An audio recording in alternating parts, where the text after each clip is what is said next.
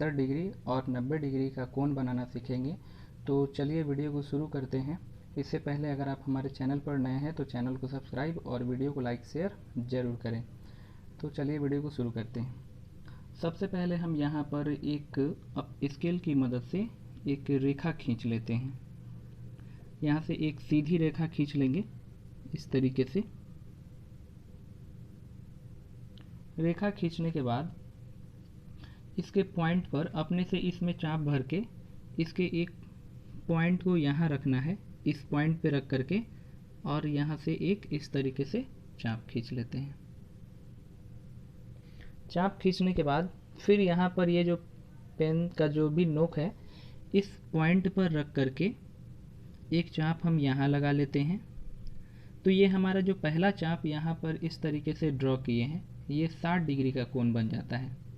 आगे जब हम इसी चाप से एक और नेक्स्ट अगला खींच लेते इस तरीके से, तो ये हमारा 120 डिग्री का हो जाता है, जो कि 90 डिग्री का कोण बनाने में मदद करेगा। अब यहाँ से हम एक चाप ऊपर खींच लेते हैं और फिर इस 120 डिग्री से एक चाप इधर नीचे खींच लेते हैं।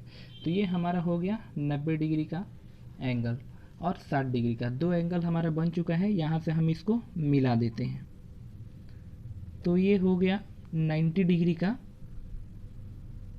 और ये हो गया 60 डिग्री का। इसको इससे मिला देंगे।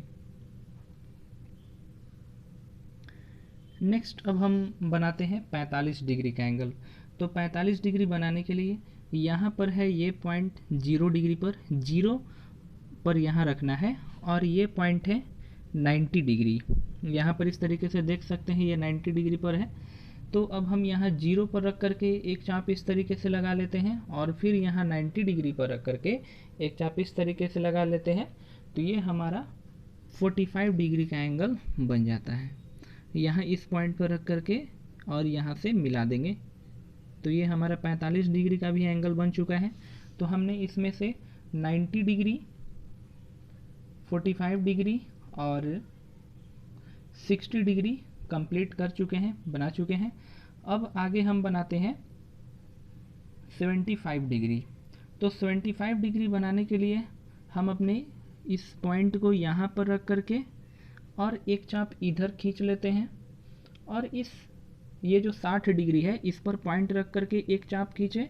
उसके बाद 90 डिग्री वाले पर रख करके एक चाप इधर खींचे और इससे मिला देंगे। तो ये हमारा हो जाता है 75 डिग्री का एंगल, और इसको इससे मिला देंगे तो ये हो गया 75 डिग्री। तो 75 डिग्री भी हमारा कंप्लीट हो चुका है। अब हम बनाते हैं 30 डिग्री का एंगल। तो ये है 45 डिग्री का और ये है 60 डिग्री का। तो यहाँ 0 डिग्री से यहाँ पर है 60 डिग्री, इस पर पॉइंट रखना है इस तरीके से। यहाँ से पॉइंट हमने माप लिया। अब उसके बाद यहाँ से एक चाप इधर खींच लेते हैं और इस पॉइंट से रख करके यहाँ पर एक चाप इधर खींच लेते हैं। तो ये जो मिला देते हैं ये हो गया हमारा 30 डिग्री का एंगल।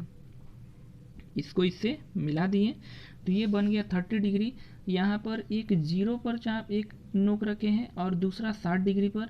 60 और 0 को जोड़ें अगर तो यहाँ पर 60, और ये जब भी हम इस तरीके से चाप खींचते हैं तो हमेशा ये उसका आधा यानी कि यहाँ पर 30 डिग्री का एंगल बन जाएगा। तो इसलिए ये वाला जो एंगल हमने ड्रॉ किया है ये 30 डिग्री का हो गया। इसी तरीके से अब आगे अगर हमें 15 डिग्री का ड्रॉ करना है तो 15 डिग्री का ड्रॉ करने के लिए हम 0 और 30 डिग्री पर रख करके काट देंगे। इस तरीके से यहाँ 0 डिग्री पर रख लेते हैं और ये 30 डिग्री। तो 0 डिग्री पर रख करके यहाँ से एक चाप खींच लेते हैं और फिर इसी प्रकार से यहाँ 30 डिग्री पर रख करके यहाँ से एक चाप खींच लेते हैं और इन दोनों को मिला देते हैं। ये पॉइंट और ये पॉइंट आपस में मिला देते हैं। तो ये हमारा 15 डिग्री का भी एंगल कंप्लीट हो चुका है। अब हमने जितना भी डिग्री का बनाया है उसको लिख देते हैं। ये हमने 15 डिग्री का बनाया, ये 30 डिग्री का, ये 45 डिग्री का, ये आगे बनाए हैं ये वाला 60 डिग्री, और ये 75 डिग्री, और ये पूरा हो जाता है 90 डिग्री। और ये जो यहाँ पर एक लाइन खींचे हैं ये शुरू में ही हम बताए थे कि पहला जो हमने यहाँ चाप खींचा था वो 60 डिग्री का, और उसके बाद अगला जो खींचे थे वो 120 डिग्री का होता है। तो अगर इसको भी मिला दें तो ये हो जाएगा 120 डिग्री का एंगल। तो ये हमारा हो गया 120 डिग्री का एंगल। तो इसमें सारे जो भी हमने एंगल लिया था वो सब हम ड्रॉ कर चुके हैं। 15 डिग्री भी बन चुका है, 30 डिग्री भी बन चुका है। तो मिलते हैं फिर नेक्स्ट वीडियो में, तब तक के लिए धन्यवाद।